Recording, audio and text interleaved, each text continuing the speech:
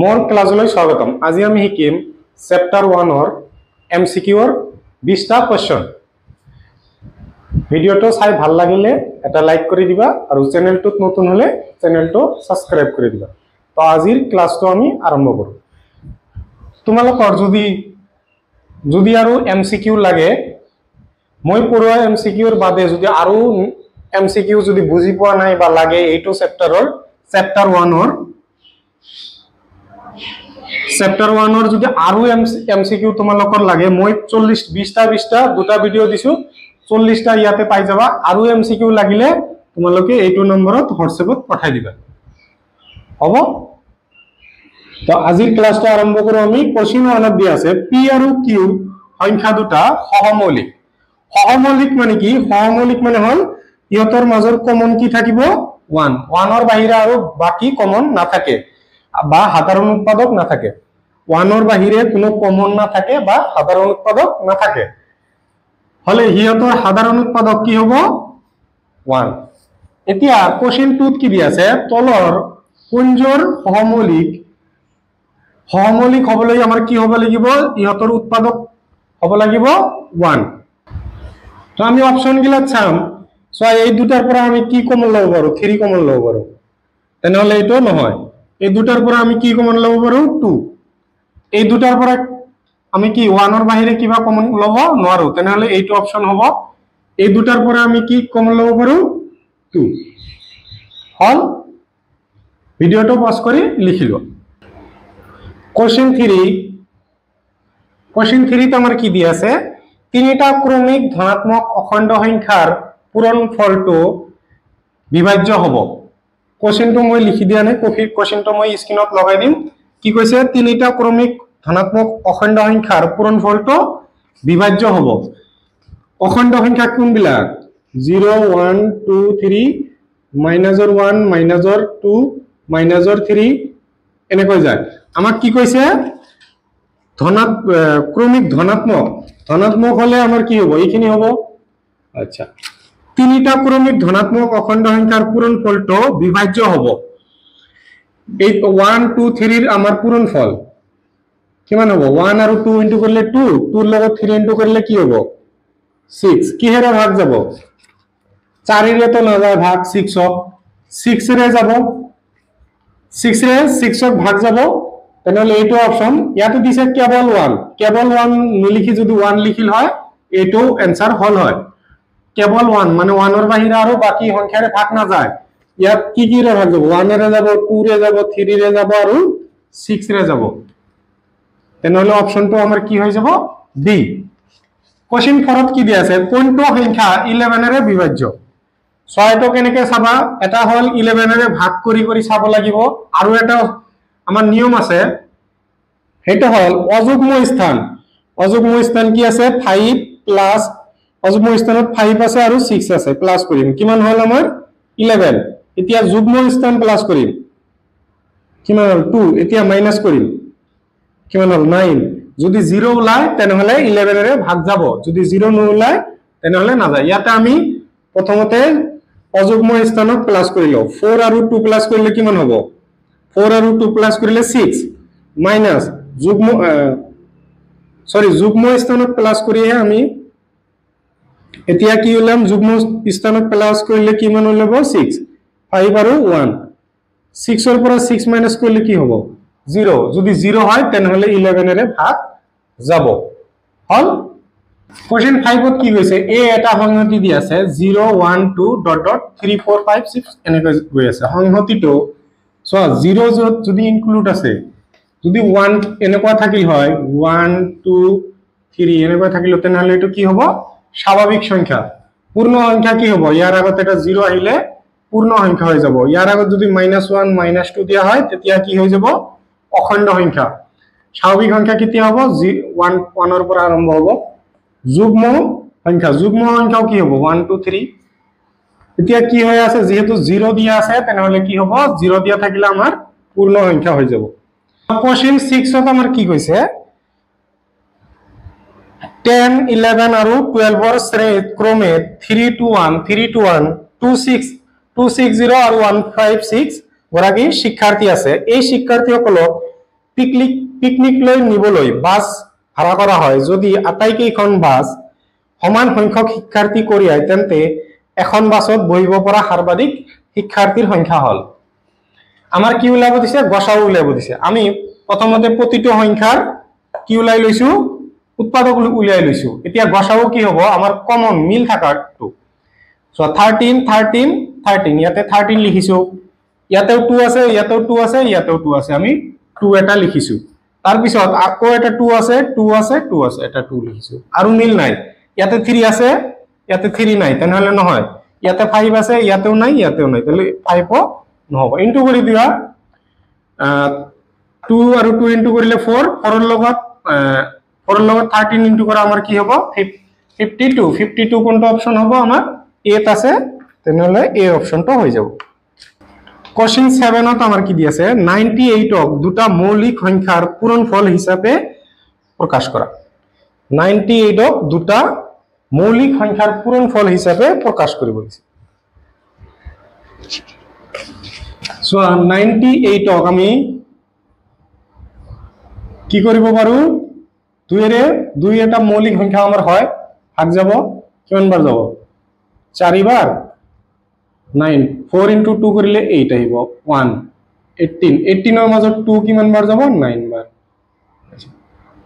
2 into 49 তো আমাৰ নাই তেনেহলে 2 into 49 ক আমি কি লিখিব পাৰো 7 into 7 কৰিলে কি হ'ব 49 7 into 7 মানে 7 স্কয়াৰ তাৰ মানে 2 into 7 স্কয়ার কোনটোত আছে সি নেক্সট কোশ্চেন নাম্বার 8 ত কি কৈছে এটা সংখ্যা p ৰ ক্ষেত্ৰত প্ৰতিটো যুগ্ম অখণ্ড সংখ্যাৰ ৰূপফল যুগ্ম অখণ্ড সংখ্যা 1 2 3 এনেকৈ যায় আছে প্ৰতিটো যুগ্ম অখণ্ড সংখ্যা যুগ্ম গিলা কোন গিলা 2 4 কি হ'ব 6 এনেকৈ হ'ব আচ্ছা তেনেহলে আমি যদি সাপোজ ধৰি লও 2 into p ৰ মান 1 ধৰো তেনেহলে 2 into 1 2 2 into 2 ধৰিলে কি হ'ব 4 হৈ যাব তেনেহলে কি হৈ আছে 2p হৈ আছে বি অপশন কোশ্চেন নাম্বার 9 ত কি দি আছে এটা অখণ্ড সংখ্যা p ৰ ক্ষেত্ৰত প্ৰতিটো অযুগ্ম আগতে যুগ্ম দি আছিল এবাৰ অযুগ্ম দি আছে অযুগ্ম দিয়া থাকিলে কি হ'ব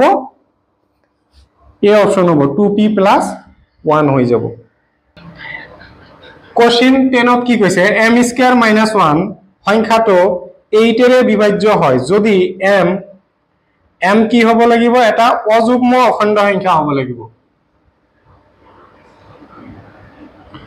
এটা অযুগ্ম অখণ্ড সংখ্যা সাপোজ এটা 7 ললো m ৰ মান 7 ললো তেনেহলে m আমাৰ কি আছিল m² - 1 7 স্কয়ার মানে কি হ'ব 49 - 1 48 8 এর যাব কিমান বার যাব 6 বার তো আমার কি হবে এটা অযুগ্ম অখণ্ড সংখ্যা সো কোশ্চেন নাম্বার 11 ত কি দি আছে গসাউ 16, y = 8 আৰু লসাগু 16, y = 48 তেন্তে y = কিমান হ'ব কৈছে আমাৰ অপচন কেইটা দিয়া আছে আমি ফৰ্মুলা জানো লসাগু * গসাউ = সংখ্যা দুটাৰ পূৰণফল এতিয়া আমি বহাই দিম ফৰ্মুলা মতে লসাগু আমাৰ কিমান দি আছে 8 গসাউ আমাৰ কিমান দি আছে সৰি লসাগু আমাৰ দি আছে 48 আৰু গসাউ দি আছে 8 সংখ্যা দুটা আমাৰ কি 16 আৰু y 16 into y okay 48 into 8 16 তো এটো সাইডত আহি কি হ'ব ডিভাইড কিয় কারণ ইয়াতে ইনটু আছে কাটিলো আমি 8 এর ইয়ার মাজত কিমান বার যাব 2 বার 2 এর 4 এর মাজত 2 বার 8 এর মাজত 4 বার তাহলে y = কিমান পালো আমি 24 অপশন কি হ'ব a কি আছে কোশ্চেন 12 ত 5 15 20 লসাগু আৰু গসাউৰ অনুপাত আমাৰ কি হ'ব কদিছে প্ৰথমতে আমি ইয়াৰ লসাগু উলিয়াম 5 15 আৰু 20 গোটেই কেইটাৰ মাজত কি হেৰে ভাগ যায় 5 এৰে 1 ইয়াৰ মাজত কি হ'ব 3 বাৰ 3 ইয়াৰ মাজত 4 আৰু তো না যায় আমাৰ এতিয়া আমাৰ ইনটু কৰিব লাগিব 5 into 4 কৰিলে কি হ'ব 20 into 3 তেনেহলে কি হ'ব 60 এটা আমি লসাগু পালো লসাগু গসাগু আমি পালো কি 60। এতিয়া আমাৰ গসাগু কি হ'ব, গোটেই কেইটাৰ মাজত কি উৎপাদক কমন আছে 5, তেনেহলে গসাগু কি হ'ব, গসাগু হৈ যাব আমাৰ 5। এতিয়া আমাৰ লসাগু আৰু গসাগুৰ অনুপাত উলিয়াব দিছে, তেনেহলে 60/5 বা 60:5 একে কথা। 66 মাজত কিমান বাৰ যাব, 60 মাজত 5 কিমান বাৰ যাব, 1 বাৰ থাকিল, কিমান 1 10, 10 মাজত 2, ইয়াত তলত থাকিল 1, 12/1 মানে কি হ'ব 12:1 ক'ত আছে, ডিত আছে আমাৰ। 13ত কি কৈছে 0.001 ওপৰত বাৰ দিয়া আছে, p/q আকাৰত প্ৰকাশ কৰা। এনেকুৱা কোৱেশ্চন তোমালোকে 9ত পাই আহিছা। কেনেকৈ কৰিব লাগে সহজতে, সাপোজ এইটো লিখি ললো একবাৰ। কেইটা ঘৰৰ ওপৰত বাৰ দিয়া আছে, 3টা ঘৰৰ ওপৰত, তেনেহলে তলত কি হ'ব 3টা 9 হৈ যাব। এতিয়া আমি সংখ্যাটো লিখি লম, 1 আছে মাইনাস এই পয়েন্ট আৰু শেষৰ লাস্ট বাৰ মানে কিমান ঘৰৰ ওপৰত বাৰ দিয়া নাই, 0, এই 0ৰ ওপৰত বাৰ দিয়া নাই, তেনেহলে 1ৰ পৰা 0 মাইনাস কৰিলে কি হ'ব 0 হ'ব 999। কোনটো অপশন, শেষৰটো। সো আৰু এটা এনেকুৱা টাইপৰ কৰি চাও আমি। সাপোজ এনেকুৱা দিয়া আছে 4 8, ইয়াৰ ওপৰত বাৰ দিয়া আছে। প্ৰথমতে কি কৰিব লাগে, প্ৰথমতে কেইটাৰ ওপৰত বাৰ দিয়া আছে সেইটো আমি তলত 9 লিখিম। তাৰ পিছত আগতেতো গোটেই কেইটাৰ বাৰ দিয়া আছিল, এই দশমিকৰ পিছত কেই ঘৰত বাৰ দিয়া নাই, এক ঘৰত, তেনেহলে এটা 0 হ'ব। হল, এতিয়া আমি সংখ্যাটো লিখি লম 48 মাইনাস কিমান ঘৰৰ ওপৰত বাৰ দিয়া নাই, 4ৰ ওপৰত বাৰ দিয়া নাই, 4 মাইনাস 8ৰ পৰা 4 মাইনাস কৰিলে 4 4, আমাৰ যেহেতু 2 কাটিব পাৰি, ইয়াৰ মাজত হ'ব 45, ইয়াৰ মাজত হ'ল 2 2, আৰু তো কটাকাটি নাযায়, তেনেহলে 2 2/4 5 এনেকৈ হয়। আহিব এনেকুৱা এটা কোৱেশ্চন আহিব। সো কোৱেশ্চন 14ত দিয়া আছে 2 স্কয়াৰ ইনটু 2 কিউব, এনেকুৱা 3টা সংখ্যা দিয়া আছে। ইয়াৰ গসাগু কি হ'ব, গসাগু মানে কি আমাৰ উৎপাদক, হাইয়েস্ট উৎপাদক কি মিল আছে 3টাত। ইয়াতে চোৱা 2 স্কয়াৰ আছে, ইয়াতেও 2 স্কয়াৰ আছে আমাৰ, ইয়াতে 2ৰ পাৱাৰ 4 মানে কি 2 স্কয়াৰ ইনটু 2 স্কয়াৰ এনেকুৱা আছে। তেনেহলে 3টাতে 2 স্কয়াৰ আছে, আমি এটা লিখি ললো ইনটু, ইয়াতে 3 কিউব আছে, ইয়াতেও আছে, কিন্তু ইয়াতে অকল 3 আছে, তেনেহলে হাইয়েস্ট কি মানে ইয়াতে 3 হে কমন আহিব, হাইয়েস্টটো তো কমন নাহে, লয়েষ্টহে আহিব। ইয়াতে 5 এটা আছে, ইয়াতে 5 দুটা আছে, ইয়াতে 3টা আছে, এটাহে আহিব, এটা আহিল। 7 ইয়াতে আছে, ইয়াতে নাই, ইয়াতে নাই, না ইয়াতে নাই। 2 স্কয়াৰ মানে কি লিখিম আমি 4 ইনটু 3 ইনটু 5 15, ইয়াৰ লগত ইনটু কৰিলে কি হ'ব 60, তেনেহলে অপশন এ। কোৱেশ্চন 15ত দি আছে, আমি জানো যে পাই ইজিক্যাল টু কি হয় 22/7 বা 3.14, এইটো আমি জানো। গতিকে তলৰ কোনটো বাক্য শুদ্ধ, সো পাই আমি জানো পাই এটা অপরিমেয় সংখ্যা, কিন্তু 22/7 কি হয় পরিমেয়, কারণ p/q আকাৰত আছে পৰিমেয় সংখ্যা। পাই এটা অপৰিমেয়, 22/7 হল পৰিমেয়, কোনটো অপশন হ'ব, পাই অপৰিমেয় আৰু 22/7 পৰিমেয়, অপশন সি হ'ব শুদ্ধ উত্তৰ। এটো 2024ত আহি গৈছে, ইম্পৰ্টেন্ট কোৱেশ্চন হয়, আহিয়ে থাকে। চোৱা কোৱেশ্চন 16ত দি আছে 56/1000 দশমিকত প্ৰকাশ কৰা। এনেকুৱা অংকত আমি কি কৰিব লাগে, তলত কেইটা 0 আছে, 3টা 0, তেনেহলে আমি সংখ্যাটো লিখি ললো। 3টা 0ৰ কাৰণে কেই ঘৰ আগত দশমিক হ'ব, 3 ঘৰ আগত, ইয়াতে দুটা আছে আৰু এটা 0, তাৰ আগত দশমিক, তাৰ আগত আৰু এটা 0, তেনেহলে কোনটো অপশন হ'ব, আমাৰ অপশন সি হ'ব। এইটো কেতিয়া হল হয়, যদি আমাৰ কোৱেশ্চনত দিয়া থাকিল 56/100, এইটো দিয়া থাকিলে 2 ঘৰ আগত দশমিক হ'ব, এইটো হৈ যাব। এইটো কেতিয়া হ'ব, 5 ঘৰ আগত দশমিক আছে, তেনেহলে তলত কেইটা 0 থাকিব লাগিছিল, 5টা, 1 2 3 4 5টা, এইটো থাকিলে এইটো উত্তৰ হ'ব। এইটো তো আমাৰ কোৱেশ্চনত দিয়া মতে। আৰু এইটো কেতিয়া হ'ব, যদি 5/6 তলত 10 থাকে।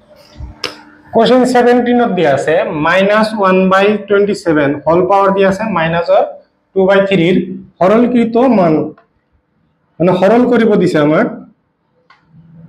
27 ইয়াৰ উপৰত কি হ'ব মাইনাসৰ 2/3 সো এইটো মাইনাসৰ কাৰণে কি হয় উল্টি যায় 27 তলত 1 মানে কি ভ্যালু নাই কি হ'ব এইটো মাইনাস গুছি যায় ইয়াতে 2/3 এ থাকিব 27 ক আমি কি লিখিব পাৰো 27 ৰ উৎপাদক উলিয়াই চাও 3 ৰে কিমান 9 3 ৰে 3 বাৰ তেনেহলে কি লিখিব পাৰো মাইনাসৰ 3 কিউব ইয়াৰ উপৰত 2/3 আমি ফর্মুলা জানো a এর power m whole power n is equal to কি হয় a এর পাওয়ার m ইনটু n তেনেহলে মাইনাসৰ 3 ইনটু কি হ'ব 2/3 3 ক্যান্সেল মাইনাসৰ 3 ইয়াৰ উপৰত কি হ'ব স্কয়াৰ হ'ব এতিয়া -3 এৰ উপৰত স্কয়ার মানে কি -3 ইনটু -3 মাইনাস মাইনাসে প্লাস 3 ইনটু 3 কৰিলে আমাৰ কি হ'ব 3 ইনটু 3 কৰিলে 9 তেনেহলে অপশন এ সো কি কৈছে কোশ্চেন 18 যদি 65 আৰু 117 ৰ গসাউ কি হয় ইজ ইকুয়াল টু দি আছে 65 m - 117 হিসাবে প্রকাশ কৰিব কৰা হয় তেন্তে m ৰ মান আমাৰ উলিয়াব দিছে আমি প্ৰথমতে এই দুটাৰ গসাউ উলিয়াম 65 ক আমি 5 এৰে হৰণ কৰিলে কি হ'ব 6 ৰ মাজত 1 5 1 jar 5 থাকিল কিমান 1 আৰু এটো 5 15 ৰ মাজত 3 আৰু না যায় 117 ক 13 এৰ বাহিৰে আৰু না যায় 3 ৰেও যাব সাগে 13 এৰ ডাইৰেক্ট কৰো 13 * 9 কৰিলে 3 9 jar 27 ৰ 7 আতৰল 2 9 1 jar হা কিমান বাৰ যাব 9 3 ৰেও যাব মতাৰ মানে 3 ৰে 3 বাৰ এতিয়া আমাৰ দুটাৰ গসাউ কি হ'ব দুটাৰ গসাউ আমাৰ হৈ যাব দুটাৰ মাজত মিল কি আছে 13 তেনেহলে এই দুটা ইজ ইকুয়াল টু কি হৈ যাব মানে 65m - 117 ইজ ইকুয়াল টু গসাউৰ সমান কৈছে তেনেহলে 13 ৰ সমান হ'ব 65m মাইনাস আছে এইটো সাইডত যাই কি হ'ব প্লাস হৈ যাব 117 m লিখিলো দুটা প্লাস কৰিম তেনেহলে 3 আৰু 7 প্লাস কৰিলে 10 ৰ শূন্য হাতৰ হল 1 2 3 1 এটো 65 ইনটু আছিল এটো সাইডত যাই ডিভাইড হ'ব 5 এর কাটা ইয়ার মাজত 2 বার থাকিল কিমান 3 আৰু হল 0 30 ৰ মাজত 5 কিমান বাৰ যাব 6 বাৰ a2 ৰ মাজত 13 বাৰ 2 বাৰ তেনেহলে m = আমাৰ কি পৰস্পৰ মৌলিক জোড়টো মৌলিক জোড় মৌলিক কেতিয়া হয় তাৰ মানে হিয়তৰ মাজত 1 ৰ বাহিৰে আৰু কোনো উৎপাদক নাই বা কমন না যায় প্ৰথমে এই দুটা চাম 1 ৰ বাহিৰে আৰু যায় না যায় এইটোই হ'ব आंसर ইয়াতে সব 2 আমি কমন লব পাৰো এই দুটাৰ মাজত 7 কমন যাব 31 এটো 31 এ যাব 31 3 বাৰ যাব তেনেহলে অপশন আমাৰ 20 কি কৈছে আটাইতকৈ সৰু মৌলিক আৰু আটাইতকৈ সৰু যৌগিক আৰু আটাইতকৈ সৰু যৌগিক সংখ্যা দুটাৰ গসাউ কি আটাইতকৈ 20 কৈছে আটাইতকৈ সৰু মৌলিক সংখ্যা কি আমাৰ 2 আৰু আটাইতকৈ সৰু যৌগিক সংখ্যাও কি আছে 2 ইহতৰ গসাউ কি হৈ যাব 2 হল ভিডিওটো চাই ভাল পালে তোমাৰ সমনীয়াৰ হৈতে শেয়াৰ কৰি দিবা আৰু যদি তোমালোকৰ কোশ্চেন থাকে এইটো পাৰ্টৰ যদি আৰু কোশ্চেন থাকে মানে মই 40টা পঢ়াই দিছো তাৰ বাহিৰেও যদি আৰু কোশ্চেন থাকে তোমালোকে এইটো নম্বৰত পঠাই দিবা 9101670703